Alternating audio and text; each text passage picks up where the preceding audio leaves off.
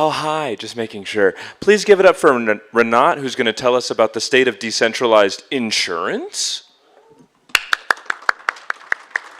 Hey, welcome.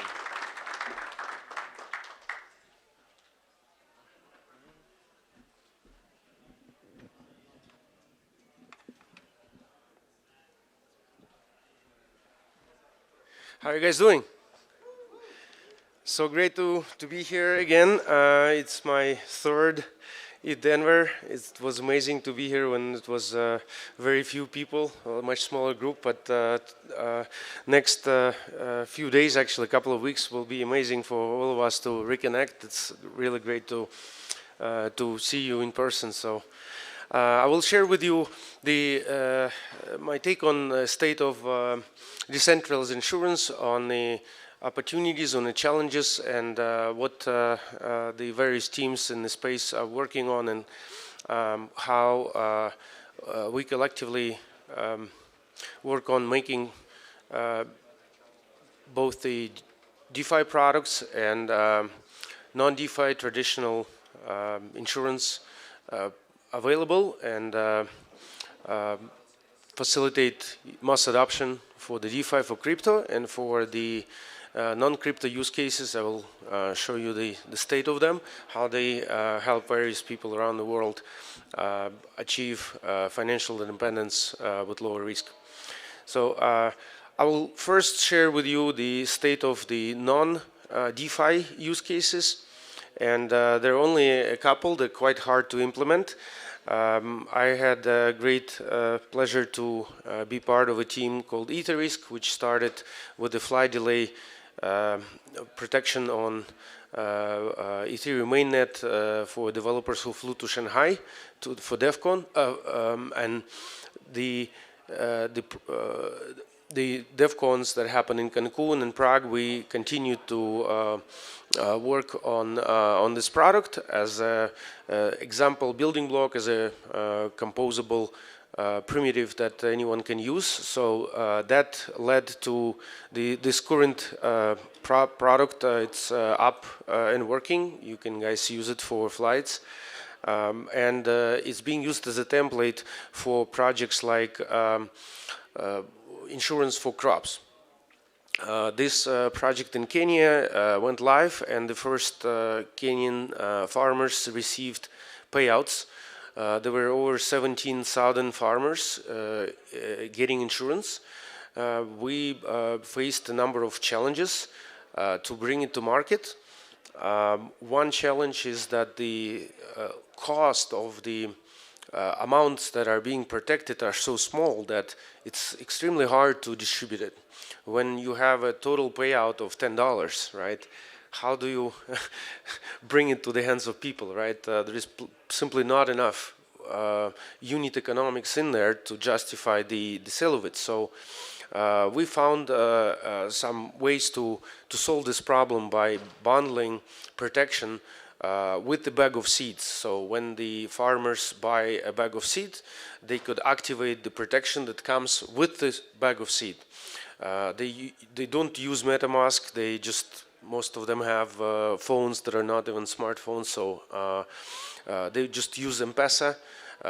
Through SMS message, they activate the policy. And this year, we're in the second season of these policies being distributed. I think that in 2022 we'll have maybe 100,000 Kenyans. There is also a live map. We can see where the policy is being bought. But this is only for the off-chain, offline kind of use cases where traditional insurance it's really a hard problem. But what majority of my rest of my update, I will focus on the state of crypto native insurance, for the risks that are native to those of you who are either holding some assets like stable coins or doing yield farming and so on. All together, as you can see, the insurance, it's very here in the red. It's a small, tiny portion of total value locked.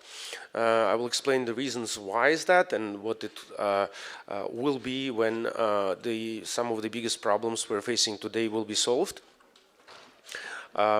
These are some of the examples of the existing projects in the space that are taking on the crypto native risks, such as smart contract hacks and very popular product DPEG of stablecoins.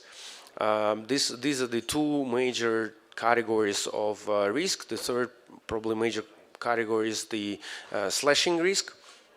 So if we compare where we are in crypto, and if we say that we're building Web3 economies that have their own economic participants, GDP, right? And if we look into the world that is non-crypto, approximately 10% of all worldwide GDP are premiums of insurance. In some countries like Taiwan, Hong Kong, in the US, the ratio of premiums to GDP is greater.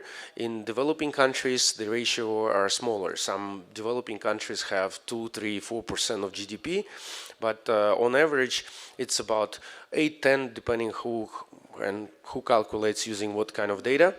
But so if we're using it as a benchmark and we say that we are building Web3 economies that have economic activity, participation, assets, it's very hard to measure GDP of Web3 economies, right? So what can we measure? We can look into the total value locked, right, as a proxy. And if we look into how total value locked is growing, this, by the way, chart from a few months ago, it's now outdated. So we now have about maybe $200 billion in total value locked. But if we compare this on this chart, you can see that the insured TVL is not catching up. The total value locked in DeFi is growing so rapidly, while the insurance capacity and the products available, they are not catching up. So let's examine what might be the reasons why this is the case, and what are the bottlenecks that prevent availability of protection, which is often prerequisite for growing the economy, for growing the total value locked, because there is so much assets in the world that are coming to Web3 economies, both existing and new, and it's critical to understand what are the bottlenecks that prevent mass adoption, right? And how can risk transfer, the magic of risk transfer, help facilitate mass adoption? Because obviously, if someone can earn not even 20, but even 5% insured yield in DeFi, right? It's so much better than insured 0.1% yield in a bank. So a lot of assets would come and have their DeFi counterparts, right? People would obtain stable coins and have their savings in them and start saving in crypto and DeFi. However, they don't, because majority of them don't, because they always ask, where's the catch, right? This stablecoin earns 20% yield. There must be something wrong with that, right? So if we could get insured yield, right, an equivalent of FDIC insurance, that would facilitate mass adoption at a much greater scale. So I will show you some of my favorite projects. Well, I'm biased. I'm working on a couple projects, Etheresk and Atomica. Well, I will maybe share with you at the end of my deck what's there. But I want to highlight some of my favorite projects out there. Perhaps the most advanced in the form of both approach towards supporting risks on multiple chains, supporting various kinds of risks. When it comes to diversification, would be InsureAce. It's one of the latest entrants in the space, and as you can see, it's a cross-chain risk transfer protocol. It has a great growth curve for the both amount of covers and amount of capacity and premium. So typical risks that are being insured are risks of smart contract hacks, stablecoin DPEG, and slashing, right? So unslashed finance is another one. It has about, as you can see here, there is a Spartan bucket that's kind of a reinsurance pool, right, which issues protection to various kinds of policies, including smart contracts, as you can see here, slashing and downtime, right, and dollar peg stability, UST-peg, right. And as you can see, on the left, there is amount of capital that is backing all of these risks and policies, right? And the yield over here is a combination of the natural yield coming from the individual policies, and also they're one of the first examples in the DeFi insurance where they are deploying the capital to earn yield while it's idle, right? So this is the form of what is for traditional insurance companies, this is the number one source of earnings, right? It's called investment income. There is underwriting income, the premiums, and then there is investment income. Some insurance companies out there that you have auto policies or home policies, they're really not making money on underwriting income. They're just making money on investing assets that they have. So Unslashed is a good example of how traditional practices of conservative investment of assets for the purpose of generating investment income is such an example. So it's a sign of space maturing. And let's ask the question, why does this space remain a giant unsolved problem, which most people believe in the space who are working in the risk transfer, risk crunching industry.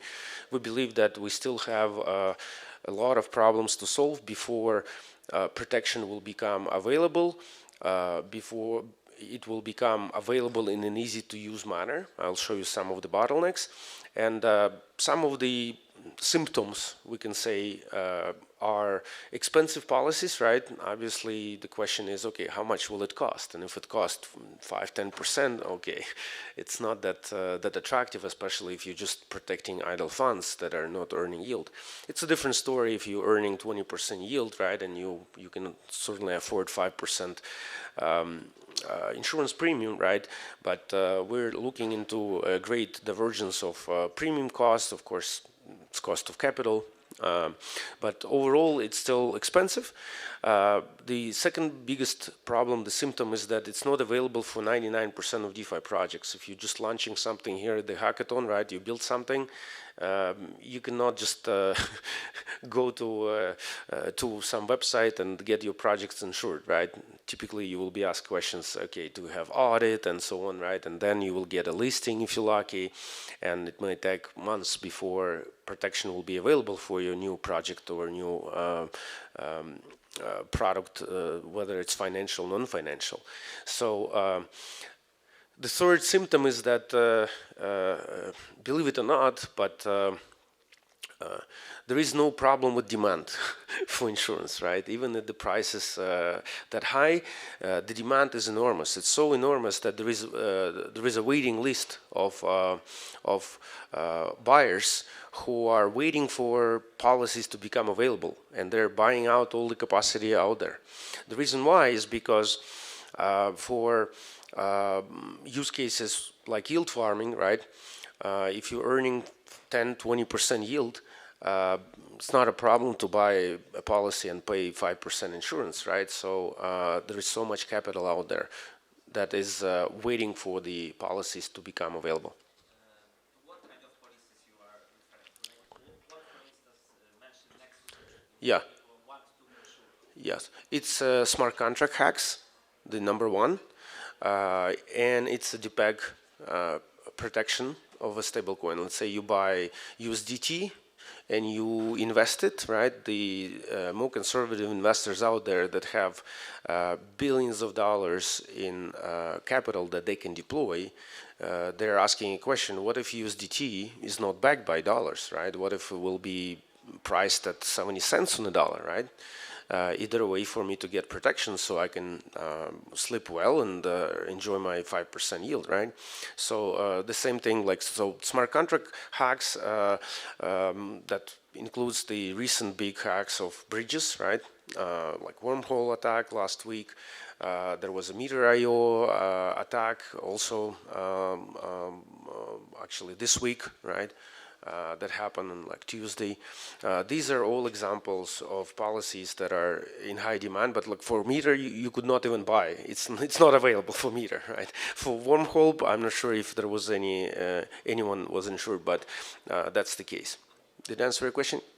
Yes, but if I might extend on that, is there a demand also for the price stability of Yes. assets like if or something like this? Yeah. There is a demand. The question was, is there a demand for price stability of other non-dollar denominated assets? It could be, for example, would be WBTC. At some point, someone will say, well, it's a bit centralized equivalent of BTC, right? You can have a DPEG for WBTC. You can have DPEG for Solana version of Ether, right? When it comes to this wormhole bridge example of attack. What?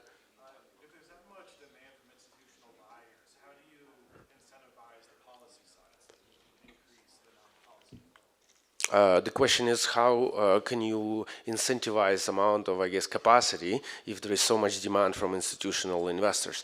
And the answer is that it's not just in incentives, right? All the projects mentioned like Unslashed and Nexus and some Insurace, right? And everyone who is launching, and if they have a token, right, of course they will try to incentivize. For Unslashed Finance, for example, a portion of that yield that you earn as a capital provider is the USF token that you earn on top of the natural premium underwriting income and investment income, right? So they're incentivizing it, but I will show you the underlying reasons that are fundamental problems that prevent these chicken and egg problem from being solved, right? Number one problem is that most of this, now we have new protocols coming in that are that solve this problem, but in case of Nexus, for example, mutual, right, and in case of, let's say, Unslashed Finance, right, you must provide capital in the form of ETH, for example. You wrap it under, it's on the curve, but still it's capital that is backing it, right? It's ETH, DAI, right? It's a big problem, right? You cannot deploy WBTC and be a capital provider, right? So limited choices of what you can back underwrite with is a problem. Second big problem is that humans today decide prices instead of market forces of supply and demand. So the third problem underlying is that human decides on listings, right? Like Meter would probably get their breach covered if they could get a quick listing. Like you could go to Uniswap, create a pool. You cannot create insurance for your own project you built here, and it will take months before you can, right? Because again, there is a listing process. And then the next underlying problems are that policies must be certain amount of duration, right? Obviously, it requires capital to be locked for this amount, and of course, that means that that capital is expensive because you're asking people to lock capital for like 6 months, for example. Lack of point of sale integrations, meaning that if you're investing into some farm, making a deposit, right, you cannot really check the box and have your deposit being insured, right? You have to go to a separate website, right, and so on and so forth. Then capital pool conversion to project token and reserve models altogether, that makes prices high and yield for capital providers low, and investors who specialize in DeFi risks, they agree that DeFi, basically smart contract insurance, is one of the kinds. It's an unsolved problem yet segment where various solutions to these various problems must be implemented before we can have low prices, great selection, and hackathon participants demonstrating an insured product that they can offer to the masses, right? Example of that, as a byproduct of these symptoms, is that, as you can see, the overall cover amounts, right, are not growing as rapidly as they could should this problem be solved. The overall capacity is not that great because this, again, this bottlenecks. So, and sometimes even like in case of Nexus Mutual that they're trying to get away from, but they're still requiring buyers of protection to be KYC'd, and they must be living in certain countries, right? If you're one of these country residents or citizens, you're not eligible. So all of these problems being solved in various ways. Seems like I'm running out of time to to show my project. Don't have it, but I'll just show you a highlight, a screenshot of how it looks like for DPEG protection, for example. If you buy a policy, it could be basically purchased. I'll just show you some screens, but what's amazing is for many people what's coming is that opportunity to earn in the space without capital. So you don't have to have capital to be participant. So what we have done in the Atomic in particular is 4 ways to earn in the space without having any capital. And these are product delegates, market delegates, front-end operators, and syndicate managers. These are the roles that are, we modeled it after our future state of the decentralized insurance, what it takes in order to bring it to the hands of users in the form of checkbox, so that all majority of deposits out there will be insured just as they are insured with the FDIC. So thank you for your time, and if you have any quick questions, I can take a couple. Go ahead. For the supply and demand model, you were saying it's human selected for the pricing. However, doesn't AI or ML fit that need very easily? Yeah. So right now there is not much of AI ML used in DeFi insurance in particular. For crop insurance, for fly delay, yes, it's being used.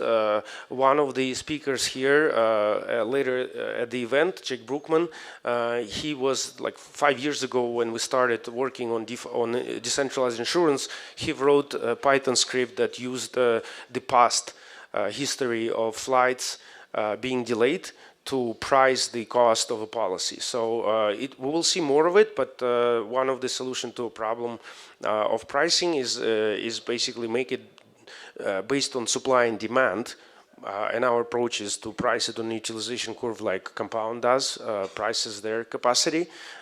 So for now, we should use much simpler mechanisms than AI ML. They will improve the pricing, but 80% of impact will be done using the automated market making and pool utilization approaches to pricing. Go ahead.